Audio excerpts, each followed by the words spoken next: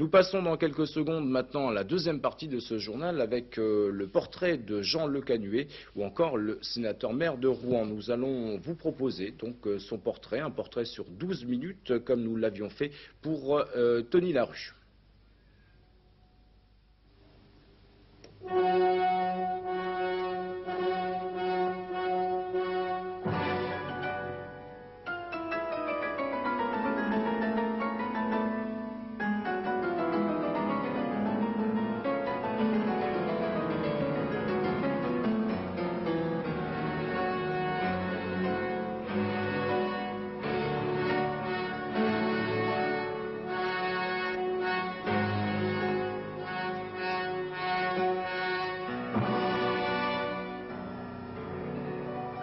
C'est en 1965, l'année où il décide de se présenter à l'élection à la présidence de la République, que Jean Le Canuet, dont la vie politique était déjà bien chargée, apparaît aux yeux de beaucoup de Français comme un homme capable de donner au centre une envergure que celui-ci avait bien du mal à retrouver quelques années seulement après l'instabilité de la 4e République. Celui qui allait devenir un an plus tard le président national du Centre démocrate offrait par la même occasion aux 15,57% des citoyens qui lui avaient accordé leur confiance face au général de Gaulle et à François Mitterrand une présentation et un langage, on dirait aujourd'hui, un look nouveau. Il y aura ensuite l'élection à la mairie de Rouen, l'alliance avec Valéry Giscard d'Estaing qui suivra la création en 1971 avec Jean-Jacques Servan-Schreiber du mouvement réformateur. Un cheminement politique qui aboutira à la présidence de l'UDF, que Jean Le Canuet contribuera à sauver de l'éclatement après la victoire de la gauche en 81. On peut dire qu'en politique, Jean Le Canuet a connu et exercé pratiquement toutes les responsabilités. Outre le premier magistrat de Rouen, il est aujourd'hui également président du Conseil général de Seine-Maritime, président de l'agglomération rouennaise, député européen et bien sûr sénateur et même président de la commission clé des affaires étrangères et de la défense nationale. Le député est plus immédiatement au contact de l'opinion.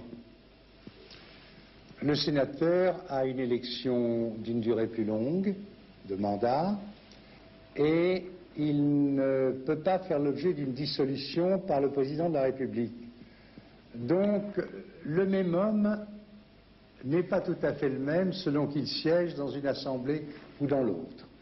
Il y a ici un calme, une durée, une sérénité qui permet d'étudier les problèmes très à fond et, je ne dirais pas sans passion, parce que je crois qu'aucun homme politique n'en est complètement débarrassé, mais traité avec une moindre passion. Je trouve que la vie politique en France est beaucoup trop passionnelle. Il y a une sorte de guerre de religion, politique permanente. Au début du siècle, cléricaux, anticléricaux, républicains et monarchistes. Et puis gauche et droite. Personnellement, je préfère m'intituler centriste et j'ai contribué à créer un mouvement du centre. Centre ne veut pas dire entre deux. Centre veut dire recherche inlassable, malgré les passions, les oppositions, des convergences, d'un consentement dont la France, à mon avis, a besoin. Au cours de notre entretien en sa compagnie, Jean Le Canuet reviendra d'ailleurs souvent sur deux notions fondamentales pour lui, la fidélité à ses idées et le rassemblement du peuple français. Mais attention, précise-t-il, cette quête permanente de l'union et de l'ouverture ne s'accommodera pas dans quelques mois d'une cohabitation avec le pouvoir actuel si celui-ci perd les élections législatives. Une position claire, même si au sein même de l'UDF, tous, loin s'en faut, ne la partagent pas.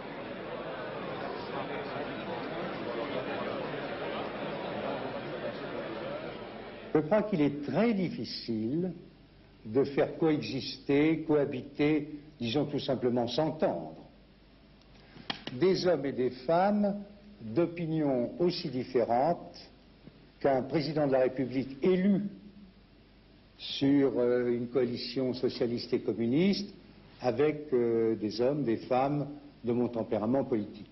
Je crois que mars va être la grande étape, mais qu'elle devra être prolongée, et le plus tôt sera le mieux, par l'élection d'un président de la République.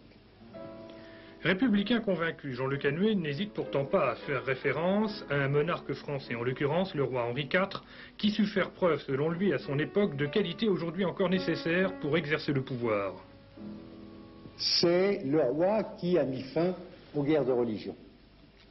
C'est celui qui a recousu après les déchirures. Les Français ont une sorte de propension un peu fatale à se déchirer, à se diviser.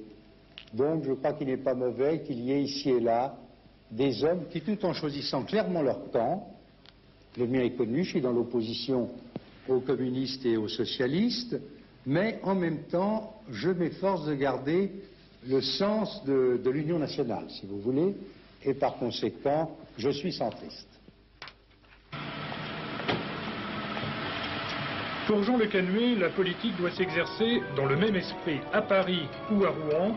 Et si certains avancent l'idée que la loi limitant le cumul des mandats aurait pour vocation de le viser en particulier, il répond volontiers qu'il faut savoir et même pouvoir défendre les grands projets régionaux et locaux dans la capitale, où il est bon et même nécessaire d'être écouté. Alors là, on a une grande discussion. Cela implique de fréquents déplacements. Jean Le Canuet partage son temps depuis des années entre Paris et Rouen, une ville où il aime, quand il le peut, se sentir proche des gens.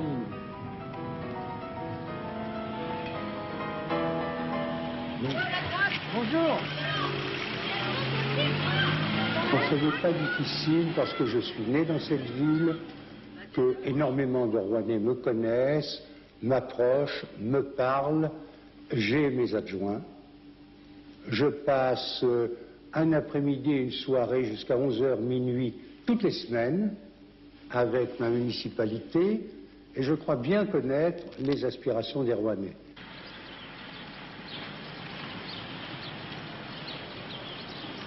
Alors regardez le courage de ces gens-là. Il fait froid aujourd'hui. Ils sont là en train de travailler. Des ouvriers, appelez ça des compagnons de métier, qui sont des hommes extraordinaires.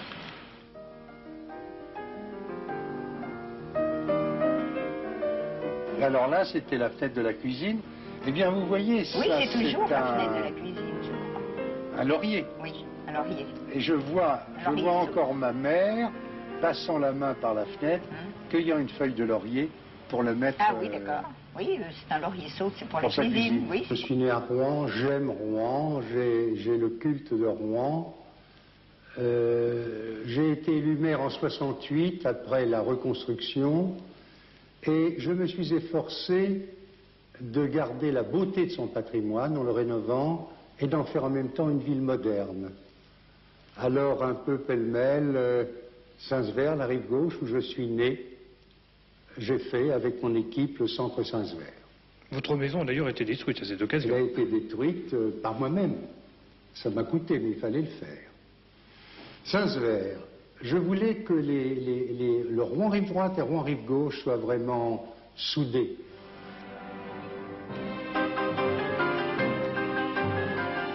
Outre l'aménagement de la rive gauche, Jean Le Canuet a eu l'occasion de présider des dizaines de manifestations et d'inaugurer des opérations charnières pour le développement de Rouen.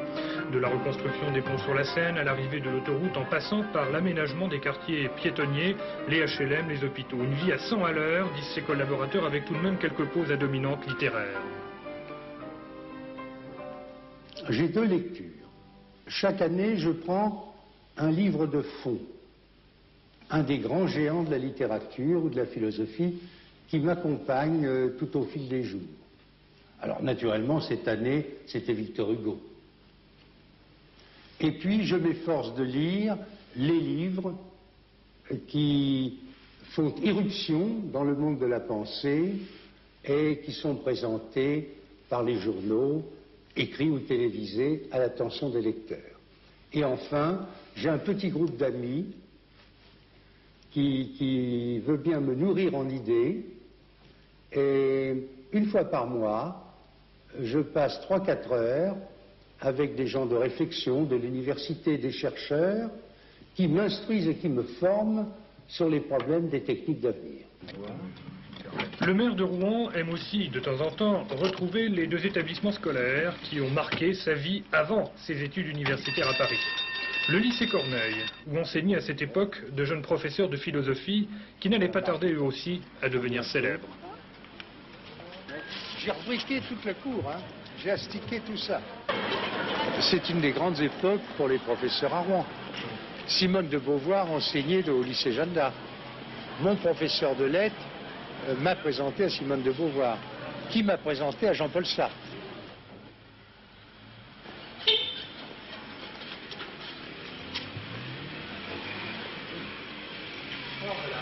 Et puis le collège privé Saint-Jean-Baptiste de la Salle, où il se rendait chaque jour à pied.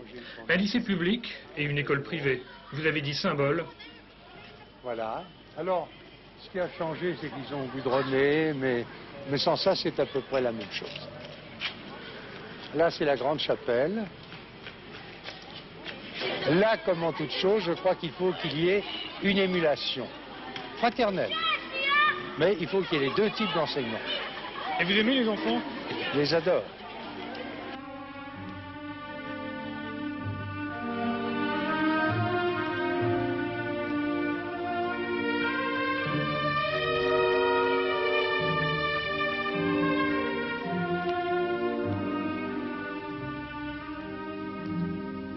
Jamais les moyens de communication n'ont été plus grands, les automobiles, le téléphone, les moyens informatiques.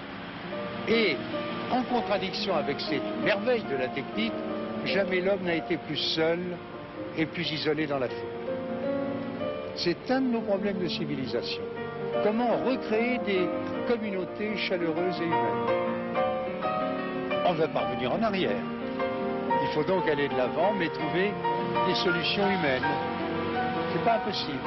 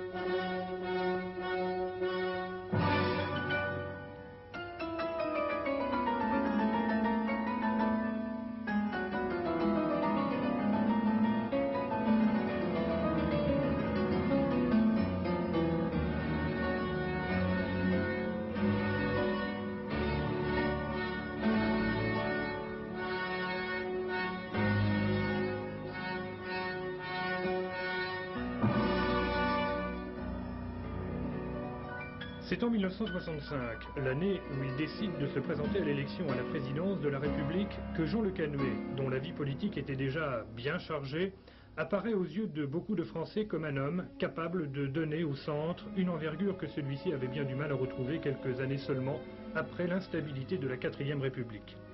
Celui qui allait devenir un an plus tard le président national du Centre démocrate offrait par la même occasion aux 15,57% des citoyens qui lui avaient accordé leur confiance face au général de Gaulle et à François Mitterrand une présentation et un langage, on dirait aujourd'hui, un look nouveau. Il y aura ensuite l'élection à la mairie de Rouen, l'alliance avec Valéry Giscard d'Estaing qui suivra la création en 1971 avec Jean-Jacques Servan-Schreiber du mouvement réformateur. Un cheminement politique qui aboutira à la présidence de l'UDF, que Jean Le Canuet contribuera à sauver de l'éclatement après la victoire de la gauche en 81. On peut dire qu'en politique, Jean Le Canuet a connu et exercé pratiquement toutes les responsabilités. Outre le premier magistrat de Rouen, il est aujourd'hui également président du Conseil général de Seine-Maritime, président de l'agglomération rouennaise, député européen et bien sûr sénateur et même président de la commission clé des affaires étrangères et de la défense nationale. Le député est plus immédiatement au contact de l'opinion. Le sénateur a une élection d'une durée plus longue, de mandat, et il ne peut pas faire l'objet d'une dissolution par le président de la République. Donc, le même homme n'est pas tout à fait le même selon qu'il siège dans une assemblée ou dans l'autre. Il y a ici un calme, une durée, une sérénité qui permet d'étudier les problèmes très à fond et, je ne dirais pas sans passion, parce que je crois qu'aucun homme politique n'en est complètement débarrassé, mais traité avec une moindre passion. Je trouve que la vie politique en France est beaucoup trop passionnelle. Il y a une sorte de guerre de religion, politique permanente. Au début du siècle, cléricaux, anticléricaux, républicains et monarchistes, et puis gauche et droite. Personnellement, je préfère m'intituler centriste, et j'ai contribué à créer un mouvement du centre. Centre ne veut pas dire entre deux. Centre veut dire recherche inlassable, malgré les passions, les oppositions, des convergences, d'un consentement dont la France, à mon avis, a besoin. Au cours de notre entretien en sa compagnie, Jean Le Canuet reviendra d'ailleurs souvent sur deux notions fondamentales pour lui, la fidélité à ses idées et le rassemblement du peuple français. Mais attention, précise-t-il, cette quête permanente de l'union et de l'ouverture ne s'accommodera pas, dans quelques mois, d'une cohabitation avec le pouvoir actuel, si celui-ci perd les élections législatives. Une position claire, même si, au sein même de l'UDF, tous, loin s'en faut, ne la partagent pas.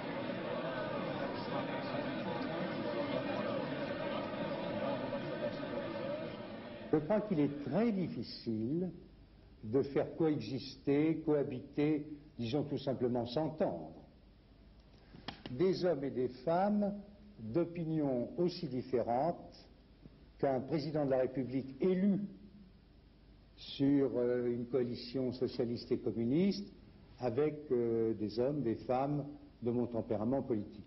Je crois que mars va être la grande étape, mais qu'elle devra être prolongée, et le plus tôt sera le mieux, par l'élection d'un président de la République.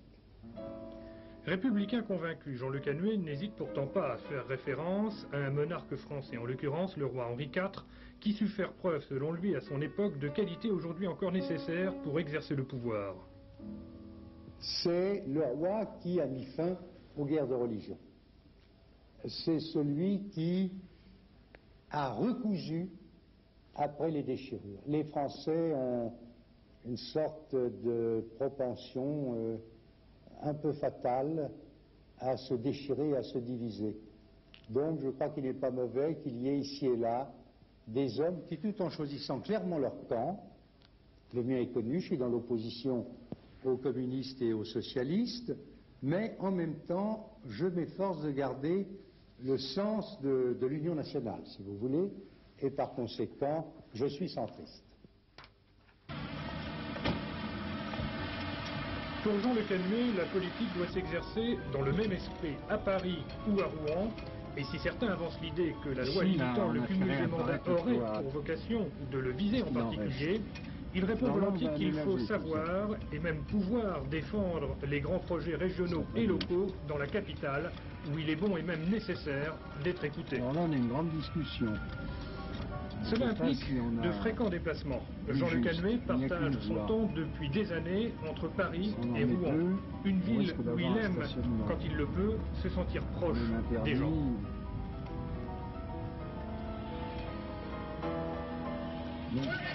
Bonjour. Ce n'est pas difficile parce que je suis né dans cette ville, que énormément de Rouennais me connaissent, m'approchent, me parlent. J'ai mes adjoints. Je passe un après-midi et une soirée jusqu'à 11h, minuit, toutes les semaines, avec ma municipalité, et je crois bien connaître les aspirations des Rouennais.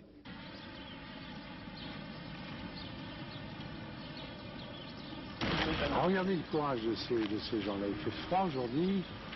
Ils sont là en train de travailler. Des ouvriers, appelez ça des compagnons de métier, qui sont des hommes extraordinaires.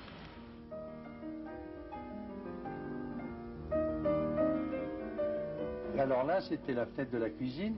Eh bien, vous voyez, oui, c'est toujours la fenêtre de la cuisine, je crois. Un laurier. Oui.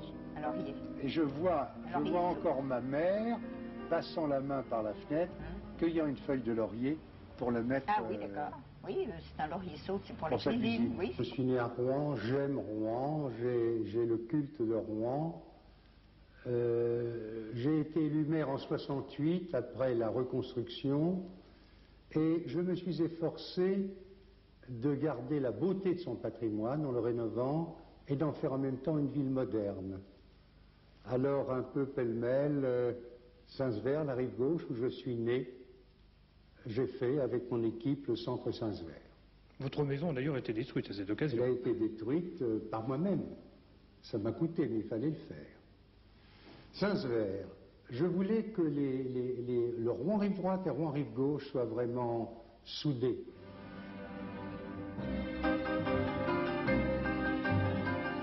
Outre l'aménagement de la rive gauche, Jean Le Canuet a eu l'occasion de présider des dizaines de manifestations et d'inaugurer des opérations charnières pour le développement de Rouen. De la reconstruction des ponts sur la Seine à l'arrivée de l'autoroute en passant par l'aménagement des quartiers piétonniers, les HLM, les hôpitaux. Une vie à 100 à l'heure, disent ses collaborateurs, avec tout de même quelques pauses à dominante littéraire. J'ai deux lectures. Chaque année, je prends un livre de fond, un des grands géants de la littérature ou de la philosophie qui m'accompagne tout au fil des jours. Alors naturellement, cette année, c'était Victor Hugo. Et puis, je m'efforce de lire les livres qui font irruption dans le monde de la pensée et qui sont présentés par les journaux, écrits ou télévisés, à l'attention des lecteurs.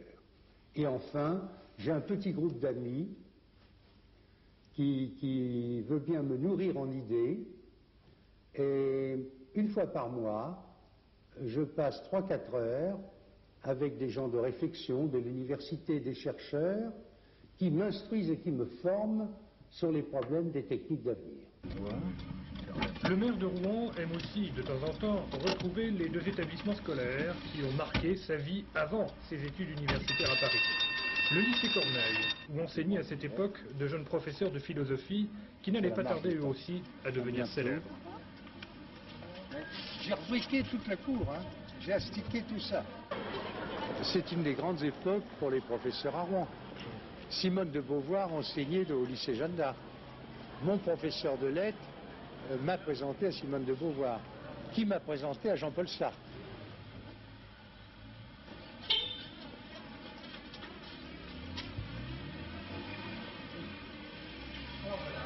Et puis le collège privé Saint-Jean-Baptiste de la Salle, où il se rendait chaque jour à pied. Un lycée public et une école privée. Vous avez dit symbole. Voilà. Alors, ce qui a changé, c'est qu'ils ont goudronné, mais sans ça, c'est à peu près la même chose. Là, c'est la grande chapelle. Là, comme en toute chose, je crois qu'il faut qu'il y ait une émulation fraternelle. Mais il faut qu'il y ait les deux types d'enseignement. Et vous aimez les enfants? Je les adore.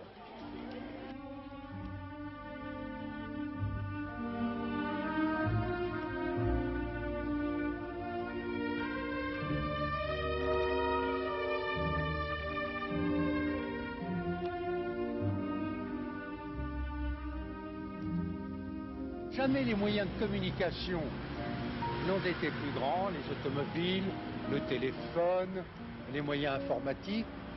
Et en contradiction avec ces merveilles de la technique, jamais l'homme n'a été plus seul et plus isolé dans la foule. C'est un de nos problèmes de civilisation. Comment recréer des communautés chaleureuses et humaines? On ne va pas revenir en arrière. Il faut donc aller de l'avant, mais trouver des solutions humaines. C'est pas impossible.